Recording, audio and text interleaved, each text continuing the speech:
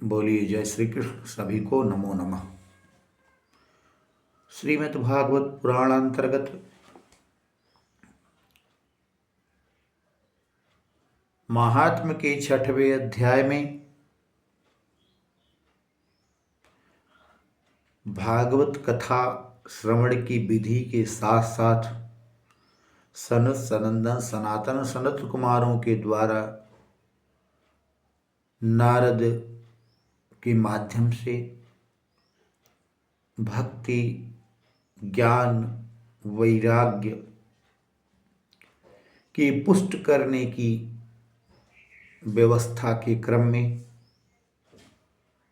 जो श्रीमद्भागवत कथा सनत सनंदन सनातन सनत कुमारों के द्वारा कही गई,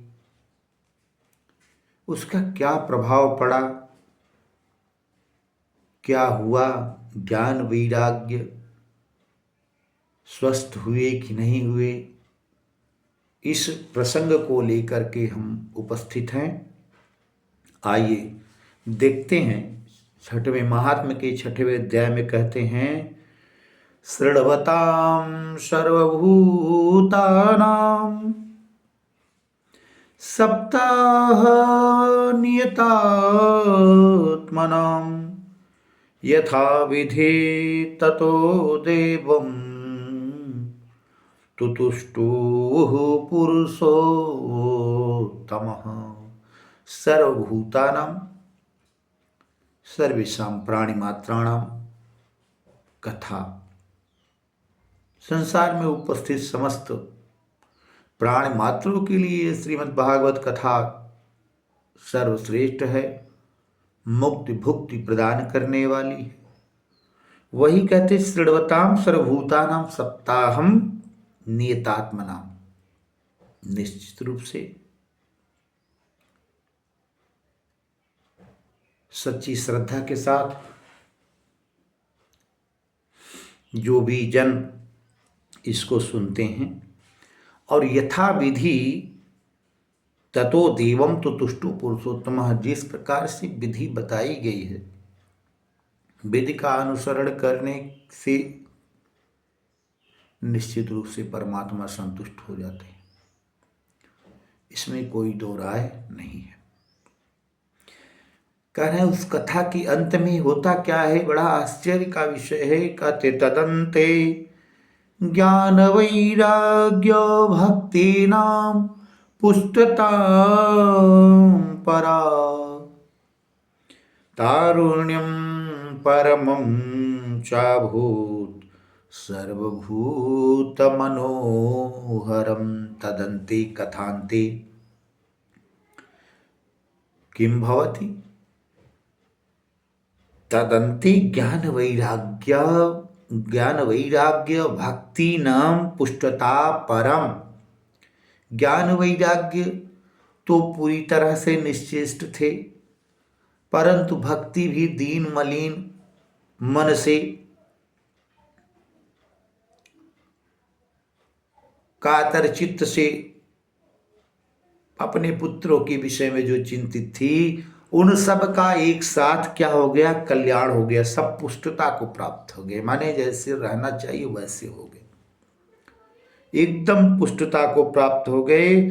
पुष्टता कैसी, करे तारुण्यम परमं चाभूत सर्वलोक मनोहरम।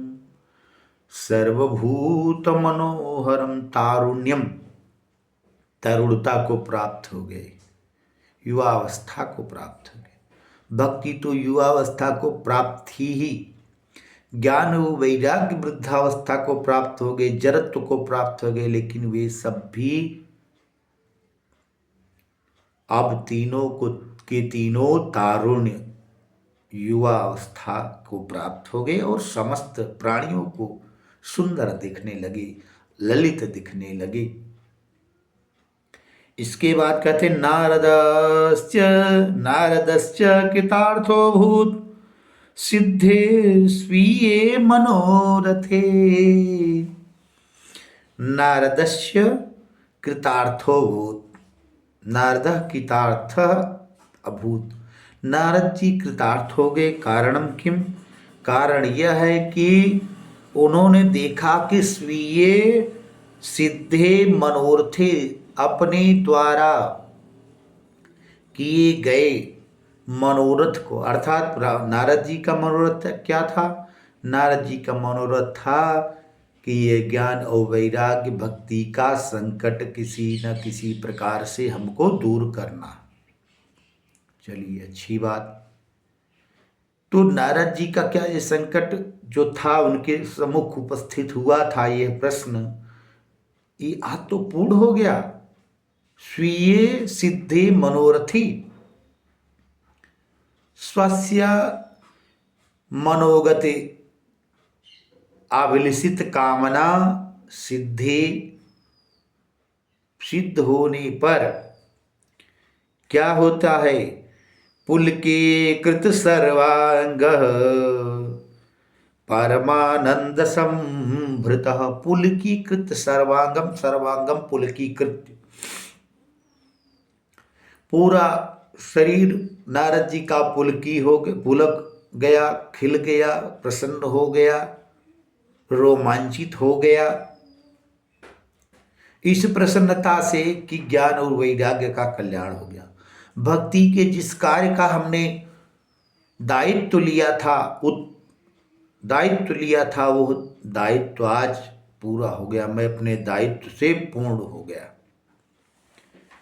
क्योंकि बिना दायित्व के समझे कोई व्यक्ति किसी कार्य में तल्लीनता से नहीं लगता।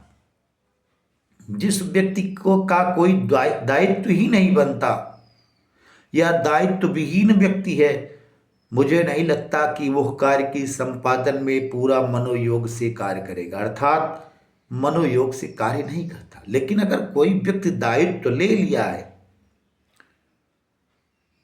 तो फिर वह अपनी संपूर्ण निष्ठा के साथ अपना सर्वस्व समर्पित करते हुए उस कार्य को पूरा करता है।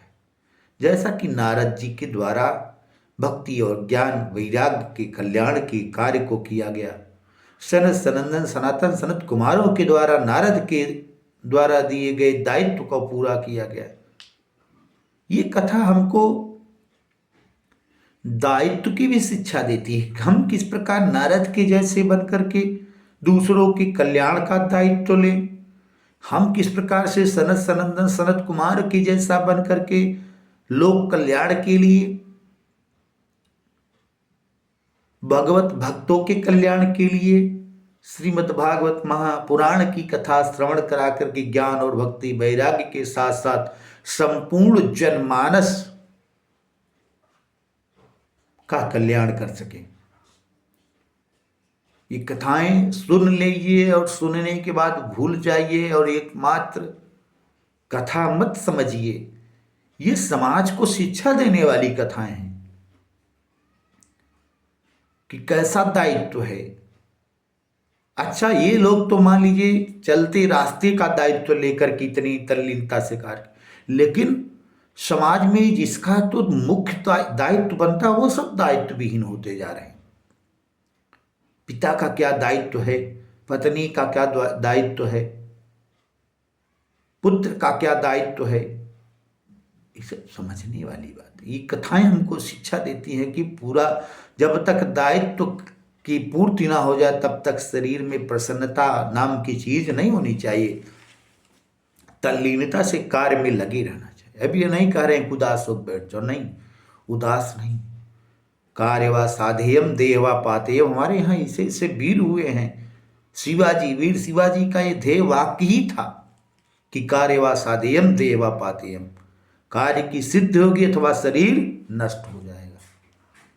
इस कथा के प्रसंग में इतना ही। आगे नूतन इससे आगे का प्रसंग लेकर हम पुनः उपस्थित होंगे। तब तक के लिए जय श्री कृष्ण, जय श्री राधे श्याम।